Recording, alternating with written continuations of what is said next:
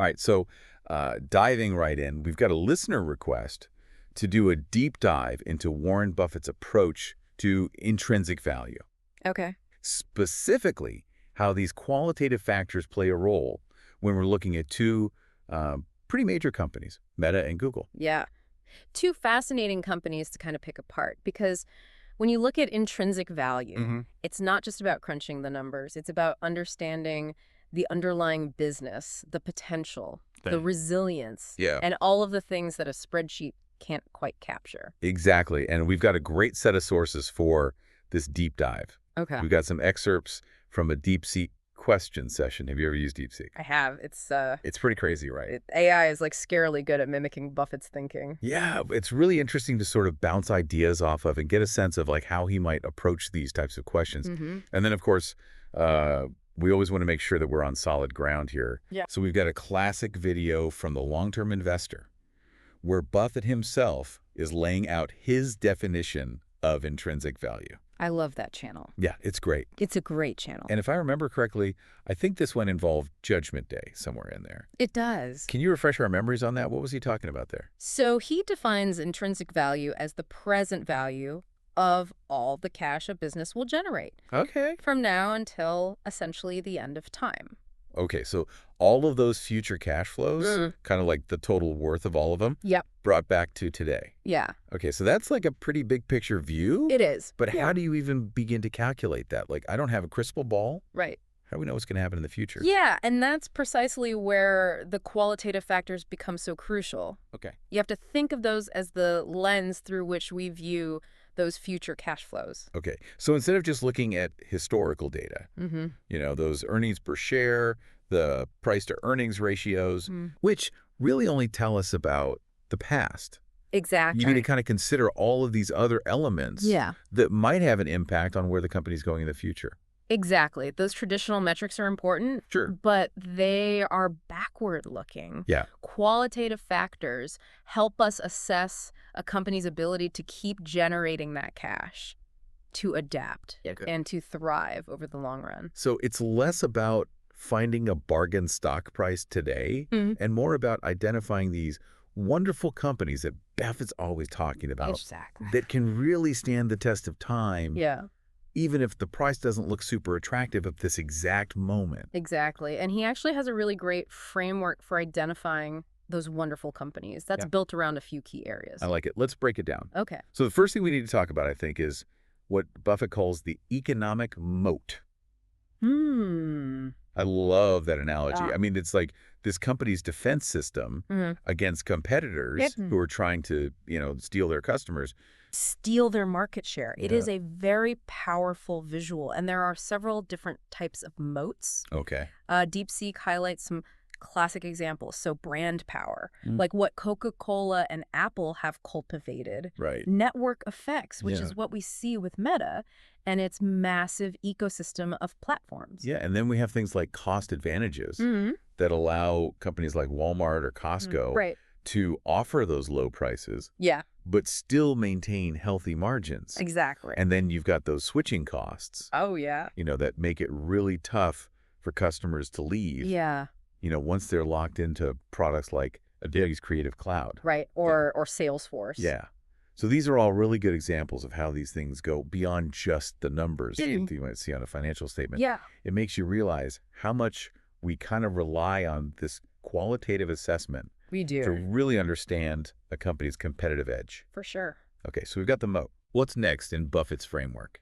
Management quality. Okay. And this is something that he considers absolutely paramount. Yeah. He often says even a great business can be run into the ground by incompetent or unethical leaders. Absolutely. So what does he look for? Yeah. What are some of the qualities in a management team? Yeah. Some of the telltale signs that they're good stewards of shareholder capital. Yeah. Integrity is at the top of his list. Okay. He wants to see managers that are acting in the best interests of the company and its owners, not just themselves. Right. And then you look at capital allocation. Can they reinvest profits wisely to drive future growth? Right. Or do they squander resources on these vanity projects or pet projects? Yeah, I remember DeepSeek highlighted Tim Cook at Apple. Oh, yeah. As a positive example. Yeah.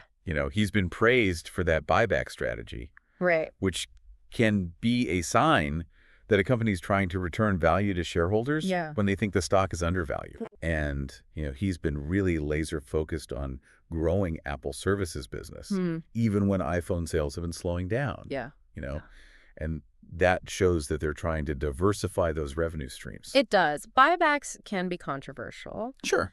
But Buffett sees them as potentially an effective way to increase intrinsic value per share, assuming that the company's buying back stock at a price that's below its intrinsic worth. Right. So it's all about efficient capital allocation. And then, like you said, that strategic focus on services is another positive sign because it demonstrates an awareness of those shifting industry dynamics and a willingness to adapt to changing consumer behaviors. Absolutely. Okay, so we've got the moat, we've got the management. Yep. What else is crucial in Buffett's framework?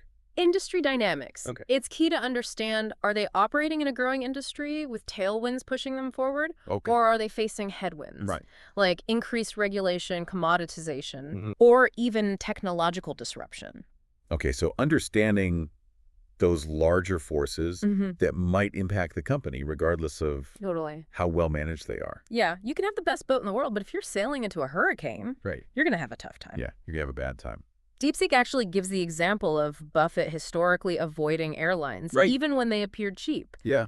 The cyclical nature of the industry, the intense competition, the high capital requirements made them unattractive from a long-term perspective. Yeah, it seems like there's always that risk that some new technology is going to come along and just disrupt a whole industry. Absolutely. Like what happened with, ride-sharing apps and the taxi business. Those are the kinds of industry-level threats that can erode a company's moat and impact its long-term ability to generate cash.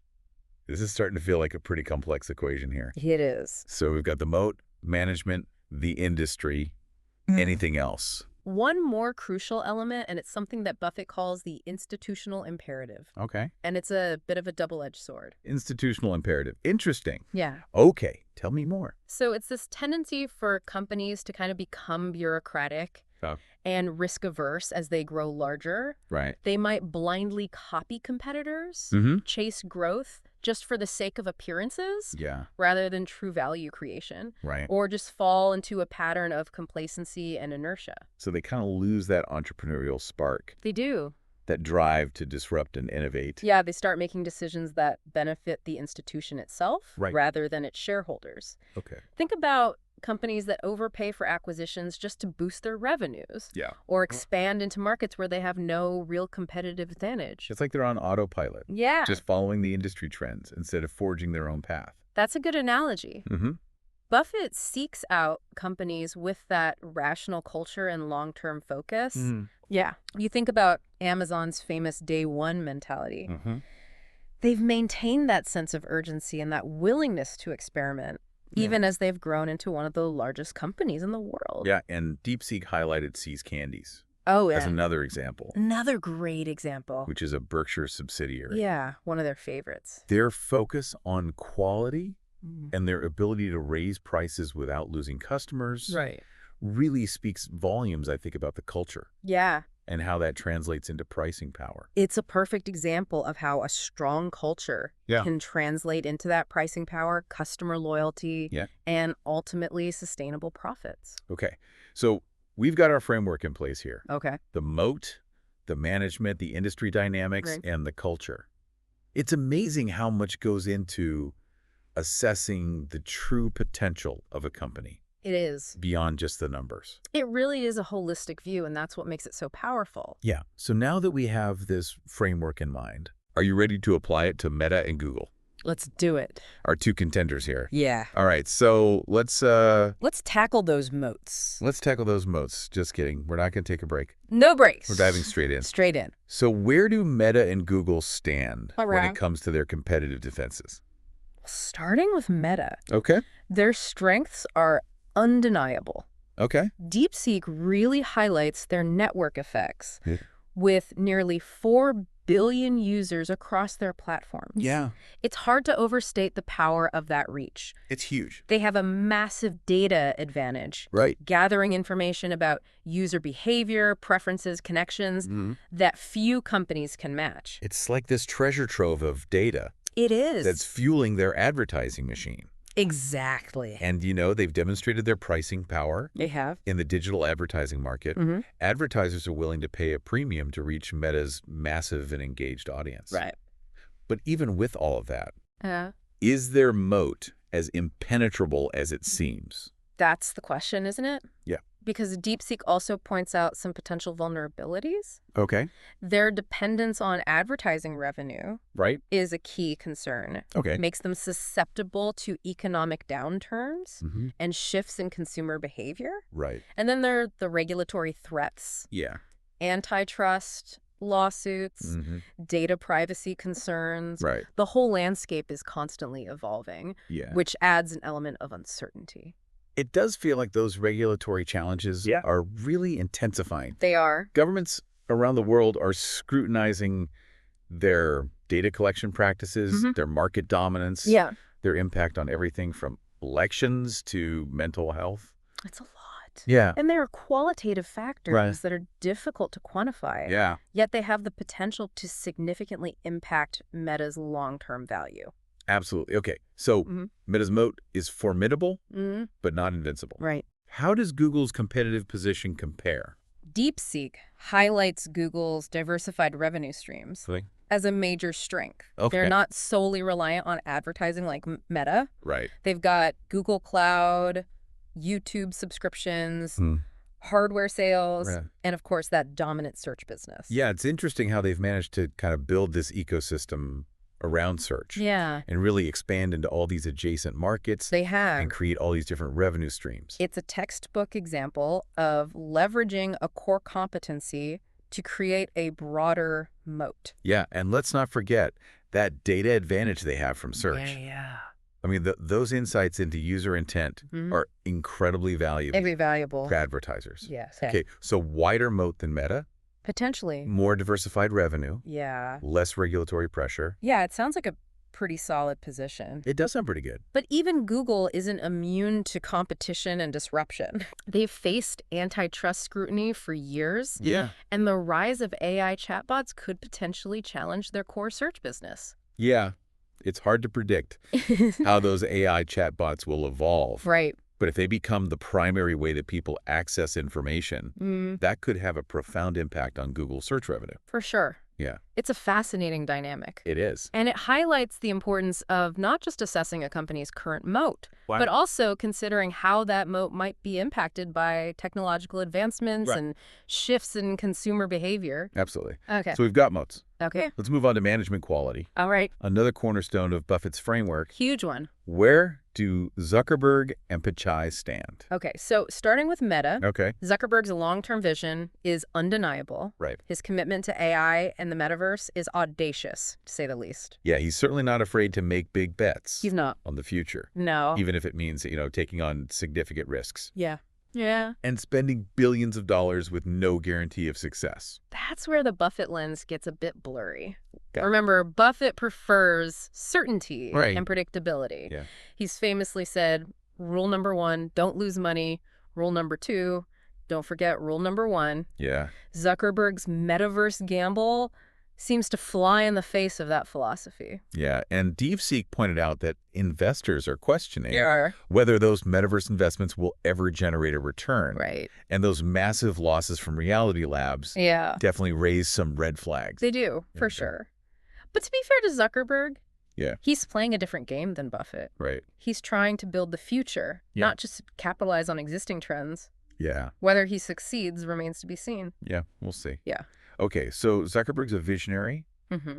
but maybe not a classic Buffett-style manager. Right. What about Pichai? Yeah, so How does Google's CEO measure up? DeepSeek characterizes Google's approach to R&D and capital allocation Okay. as more measured and balanced. Okay.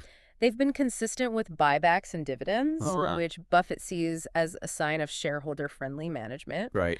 And while their investments in AI and other areas are substantial, Yeah. they seem more aligned with their core business and their existing strengths, So less risky, potentially. more focused on generating returns for shareholders. Yeah. More in line with Buffett's philosophy of capital allocation. Yeah, that's a fair assessment. Okay. However, DeepSeek did point out that Alphabet's tri-class share structure Oh, right. gives Pichai less control Right. than Zuckerberg has at Meta. Right, because of that tri-class structure. Yeah. I mean, he's CEO. But the founders, Mm-hmm. Larry Page and Sergey Brin, Yeah. they still retain a lot of the voting power. A significant portion. Yeah. Which gives them more influence over major decisions. Exactly. So even though he might be a skilled and pragmatic manager, he doesn't have the same level of autonomy Who doesn't? as Zuckerberg does. Right. Interesting. It's almost like we're seeing two different models of leadership It is. at play here. It raises a really interesting question. Yeah. Which model is ultimately more effective Yeah. in navigating the complexities and uncertainties of the tech industry? Yeah. Big question. Big questions. All right, we've tackled moats and management. What's next on that Buffett checklist? Industry dynamics. Okay. Crucial to understand the forces that are shaping an industry's future. Okay. Are we talking about tailwinds pushing a company forward or headwinds that could stall its growth? So with Meta and Google, Yeah. we're essentially looking at the future of digital advertising, social media, and all those emerging technologies Right. like AI and the metaverse. Exactly. And it's a complex and rapidly evolving landscape. Yeah. DeepSeek highlights the ongoing growth of the global internet as a positive factor for both companies. More people coming online means more potential users, more data, more opportunities to generate revenue. Although there's still room for expansion. There is. Even for companies as big as Meta and Google. Absolutely. But those growth opportunities do come with challenges. Okay. In Meta's case, competition from platforms like TikTok is a major factor. They're vying for the same users, the same ad dollars, and the same screen time. Yeah. And as we discussed earlier, those regulatory pressures are mounting. Yeah, they're going away. Data privacy concerns, antitrust scrutiny, concerns about the impact of social media on society. Yeah. I mean, those are all headwinds that could impact Meta's growth trajectory. They are, and it's worth noting that those challenges are, to a large extent, intertwined. Correct. The more data Meta collects, the more scrutiny they face from regulators. Right. The more they try to control the flow of information on their platforms. The more accusations of censorship and bias they encounter. It's a tough balancing act. It is. It's not clear how they're going to navigate those complexities in the long run. It's a real test of their adaptability and their ability to innovate while maintaining user trust and staying ahead of the regulatory curve. Okay, so Meta is facing some serious headwinds in the social media arena. They are. What about Google? Okay. How are those industry dynamics playing out for them? Well, their dominance in search is a powerful force. They are the gateway to information for billions of people worldwide. And that gives them an incredible advantage in the digital advertising market. It's hard to imagine a world without Google search. It is. But as we discussed earlier, those AI chatbots are a potential wild card. Right. If they become sophisticated enough to answer people's questions directly, Right. bypassing that need for traditional search results. Yeah.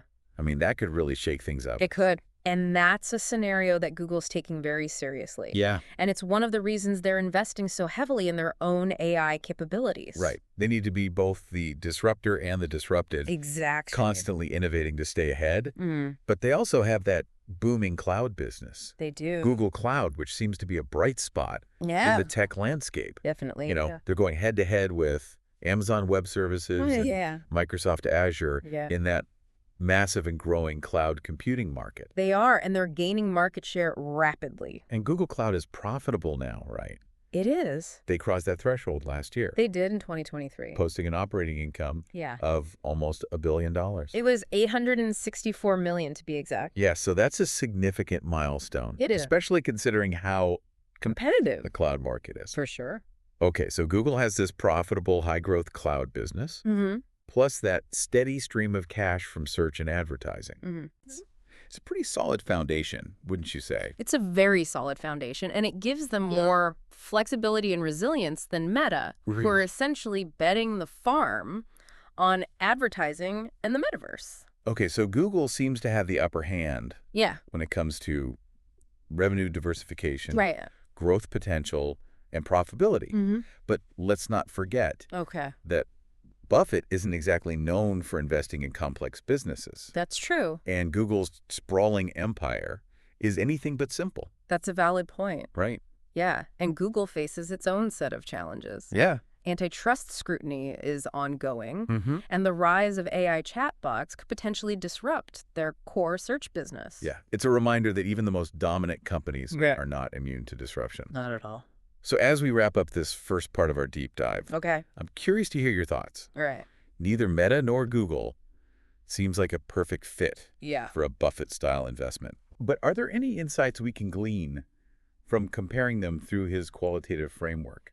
Yeah, I think the key takeaway here is that intrinsic value is not a static concept. Okay. It's not just about looking at a company's current financials and extrapolating those numbers into the future. Right. It's about understanding the story of a business. Exactly. Its competitive advantages, the management team, the industry dynamics, and its potential for future growth. And those qualitative factors are constantly evolving. They are. Meta and Google are both incredibly innovative companies. They are. They're pushing the boundaries of technology and transforming the way we live and work.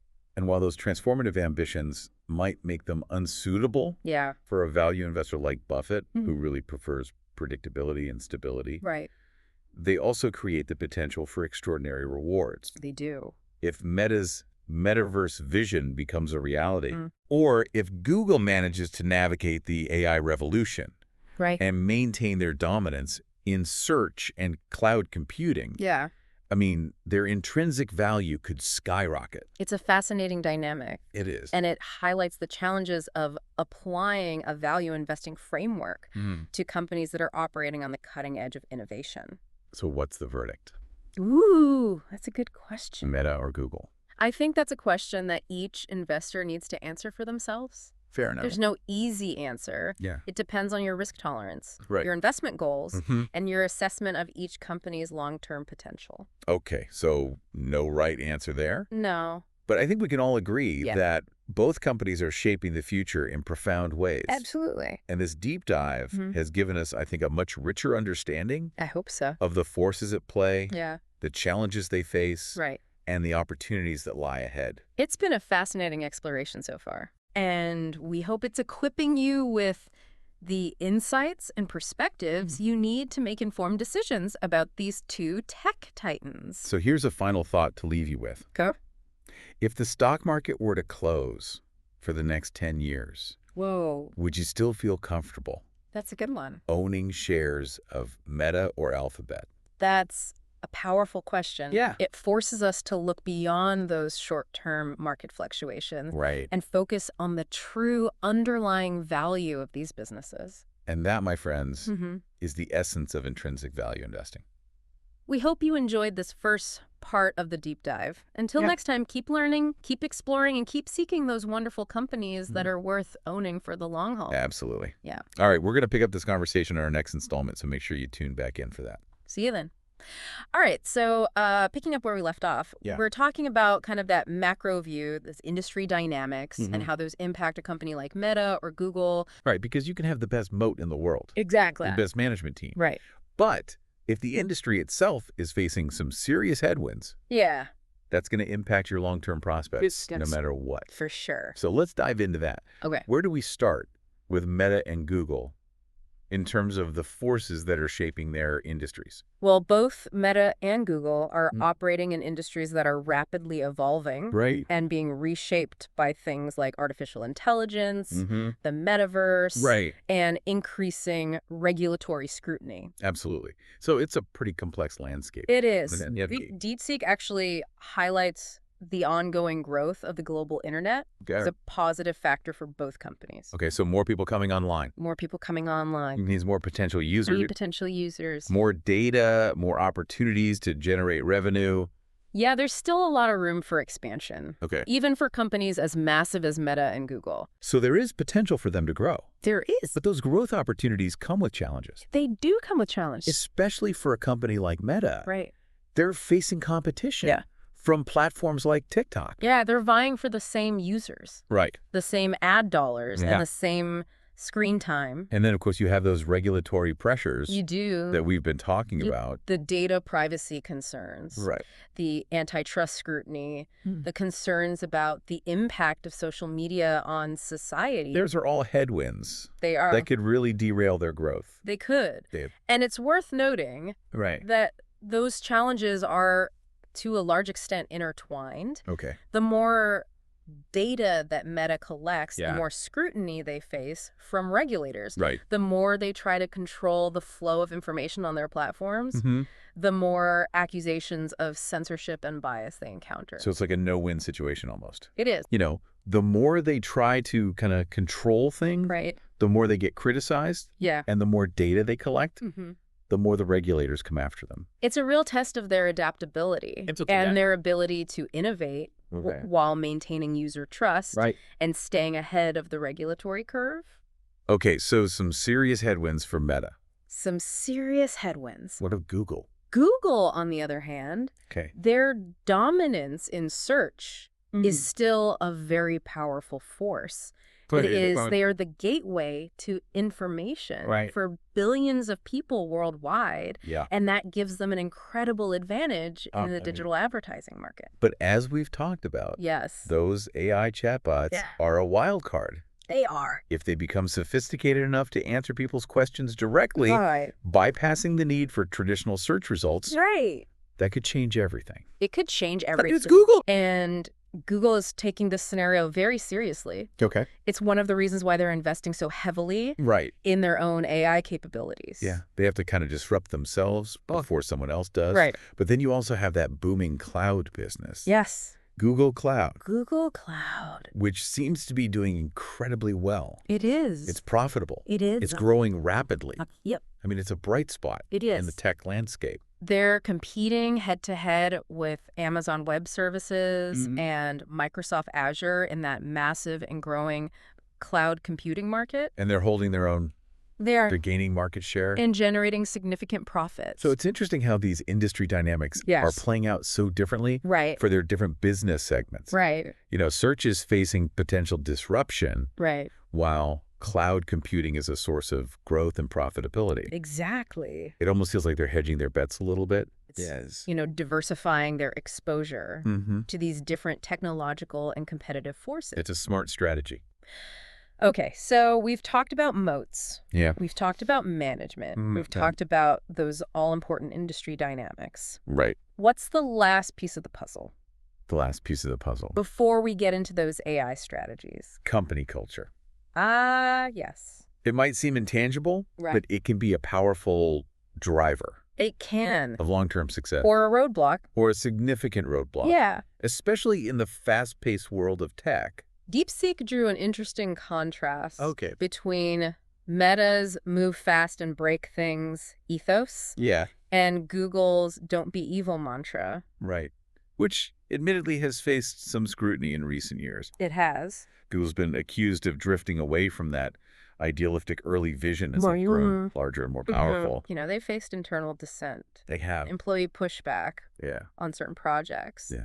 Which suggests that the culture isn't always as harmonious as it might appear from the outside. Yeah. And those internal conflicts can sometimes spill out into the public sphere, which impacts their reputation, their ability to attract top talent. Exactly. What about Meta? Yeah. How has that move fast and break things approach held up over time? Well, it's certainly led to rapid innovation and growth, but it's also been associated with some high-profile scandals and ethical concerns. Yeah. The Cambridge Analytica data privacy debacle, the spread of misinformation and hate speech on their platforms, those incidents have tarnished their reputation and raised questions about their commitment to social responsibility. It seems like they're trying to shift to a more responsible and ethical approach. Right. But it's a work in progress. It's a work in progress. They still face criticism. Yeah. For their content moderation policies, their handling of user data,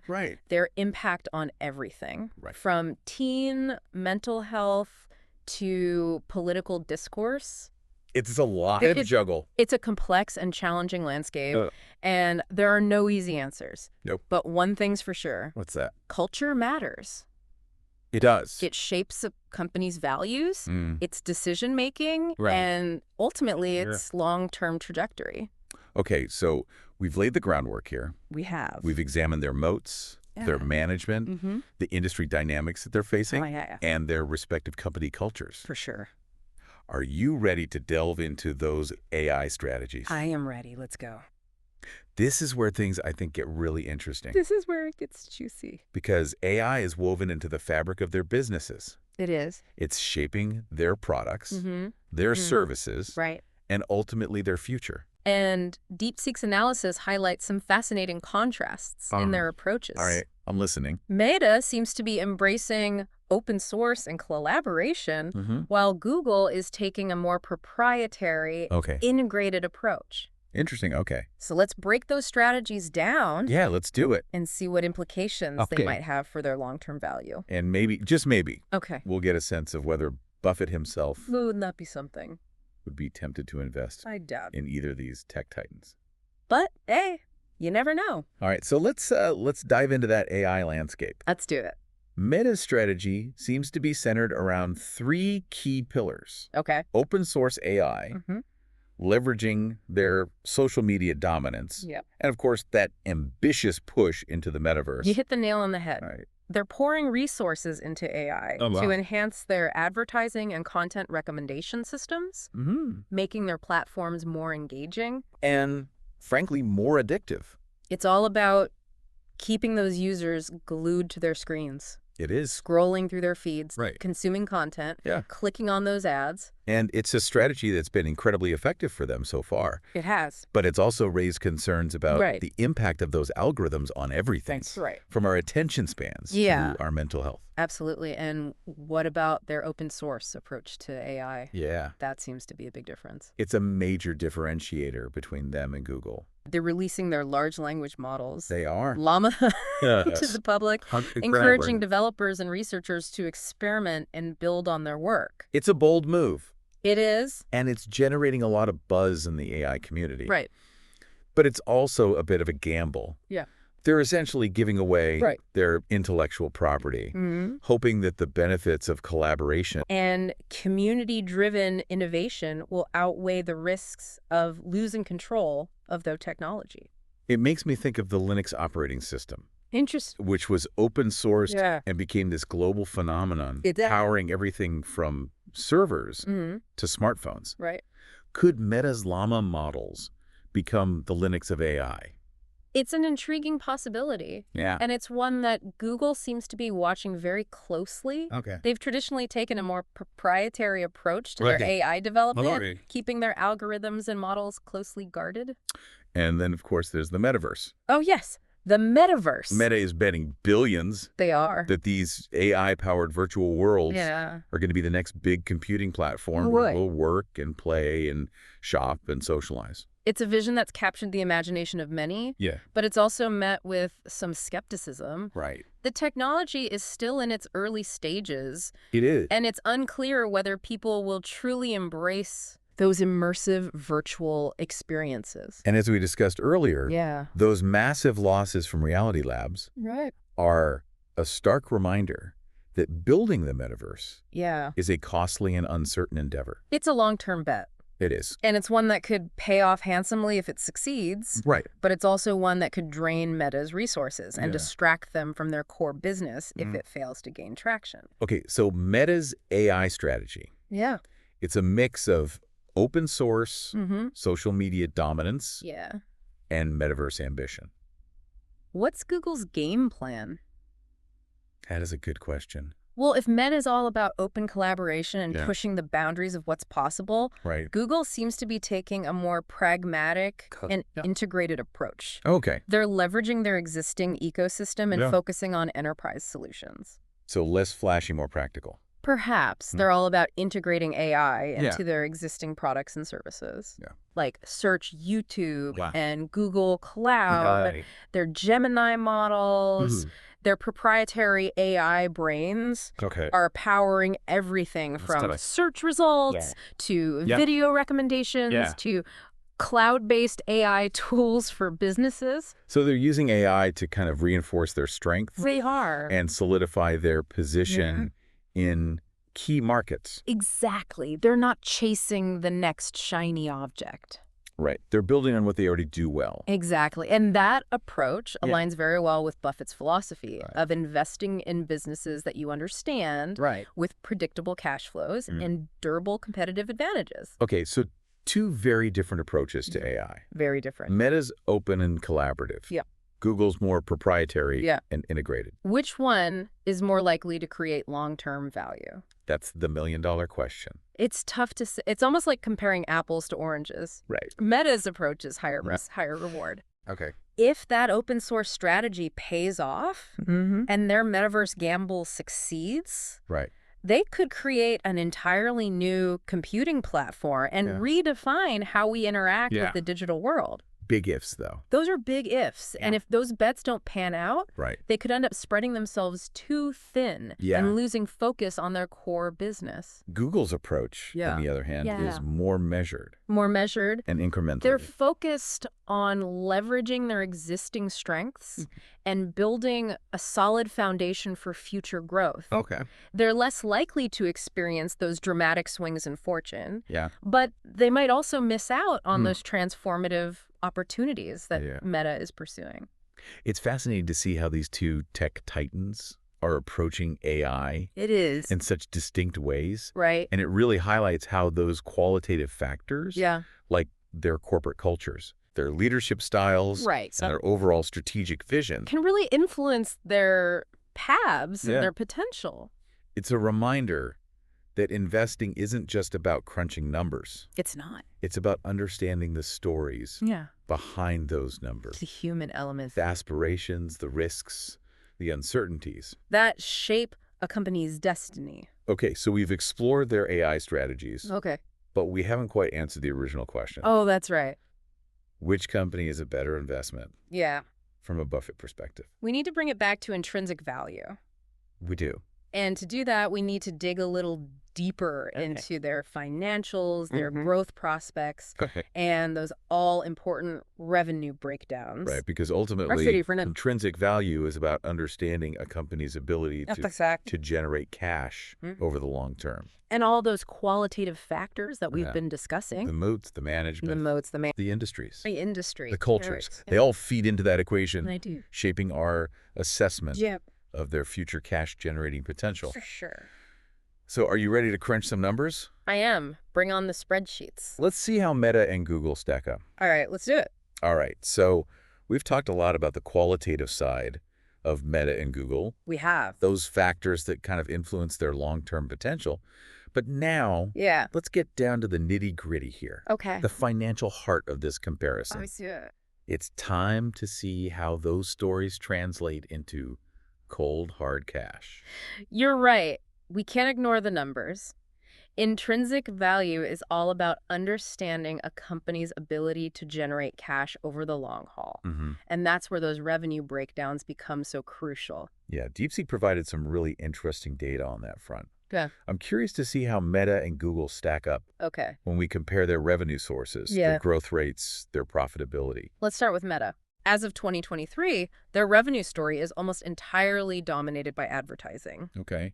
A whopping 98% of their revenue comes from ads displayed across their family of apps. Wow. Facebook, Instagram, Messenger, the rest. That's a heavy reliance on one revenue stream. It is. It makes them vulnerable to shifts in the advertising market. It does. Changes in consumer behavior, and, of course, those ever-present regulatory pressures. Exactly. And while their ad revenue did rebound in 2023, growing by about 15%. Okay. There's no guarantee that that growth will continue at that pace. Right. Competition from platforms like TikTok is intensifying. Yeah. And those data privacy regulations are only getting tighter. And we can't forget about Reality Labs. Oh, yeah. Their metaverse division. It's generating some revenue, but it's nowhere near enough to offset those massive losses they're incurring. That's right. Reality Labs brought in a little over $2.7 billion in 2023. Okay. But their operating losses were a staggering $13.7 billion. Wow, that's a significant amount of red ink. It is. Makes you wonder if Zuckerberg's metaverse vision is more of a financial black hole than a future gold mine. It's a valid concern, especially for investors who are looking for those steady, predictable returns that Buffett is so fond of. Meta's all-in bet on the metaverse is a high-risk, high-reward proposition. It is. It has the potential to transform the company and create enormous value if it succeeds. Right. But the path to profitability is uncertain. Yeah. And the losses could continue to mount for years to come. Okay, so Meta's revenue picture is a bit of a mixed bag. Heavy reliance on advertising, some growth, but those metaverse losses are a big question mark. Yeah, a big question mark. How does Google's revenue breakdown compare? Well, Google paints a more diversified picture. Yeah. Their total revenue for 2023 came in at $307.4 billion. Okay. With a growth rate of about 9% year over year. All right, so still growing. Still growing. And that revenue comes from a variety of sources. It does. So it's not all about search ads for Google anymore. Not at all. While Google services, which includes those search ads, YouTube ads, the Play Store, and hardware sales, still accounts for the bulk of their revenue at 88%. Okay. Their cloud business is rapidly gaining ground. That's Google Cloud, right? That's Google Cloud. Going head-to-head with AWS and Microsoft Azure. They are. And they're doing quite well. Google Cloud generated over $33 billion in revenue in 2023. Wow. With a growth rate of 26% year over year. That's impressive. It is. It seems like they've managed to establish a strong foothold in a very competitive industry. And Google Cloud is actually profitable now, right? You're right. They crossed that threshold in 2023. Okay. Posting an operating income of $864 million for the year. So they're making money. They are making money. Which is a significant milestone. It is, especially considering the intense competition in the cloud market. So Google has this profitable, high-growth cloud business, plus that steady stream of cash from their dominant search and advertising operation. Exactly. It's a pretty solid foundation, wouldn't you say? It's a very solid foundation. And it gives them more flexibility and resilience than Meta, who are essentially betting the farm on advertising and the metaverse. Okay, so Google seems to have the upper hand when it comes to revenue diversification, growth potential, and profitability. It seems that way. But let's not forget that Buffett isn't exactly known for investing in complex businesses, and Google's sprawling empire is anything but simple. That's a valid point. And Google faces its own set of challenges. Antitrust scrutiny is ongoing, and the rise of AI chatbots could potentially disrupt their core search business. It's a reminder that even the most dominant companies are not immune to disruption. So as we wrap up this deep dive, I'm curious to hear your thoughts. Neither Meta nor Google seems like a perfect fit for a Buffett-style investment. Right. But are there any insights we can glean from comparing them through his qualitative framework? I think the key takeaway here is that intrinsic value is not a static concept. Okay. It's not just about looking at a company's current financials and extrapolating those numbers into the future. Right. It's about understanding the story of a business. Exactly. Its competitive advantages, its management team, its industry dynamics, and its potential for future growth. And those qualitative factors are constantly evolving. They are. Meta and Google are both incredibly innovative companies. They are. They're pushing the boundaries of technology and transforming the way we live and work. And while those transformative ambitions might make them unsuitable for a value investor like Buffett, who prefers predictability and stability, right, they also create the potential for extraordinary rewards. They do. If Meta's metaverse vision becomes a reality, or if Google manages to navigate the AI revolution and maintain their dominance in search and cloud computing, right, I mean, their intrinsic value could skyrocket. It's a fascinating dynamic. And it highlights the challenges of applying a value investing framework to companies that are operating on the cutting edge of innovation. So what's the final verdict, Meta or Google? I think that's a question that each investor needs to answer for themselves. There's no easy answer. Yeah. It depends on your risk tolerance, your investment goals, and your assessment of each company's long-term potential.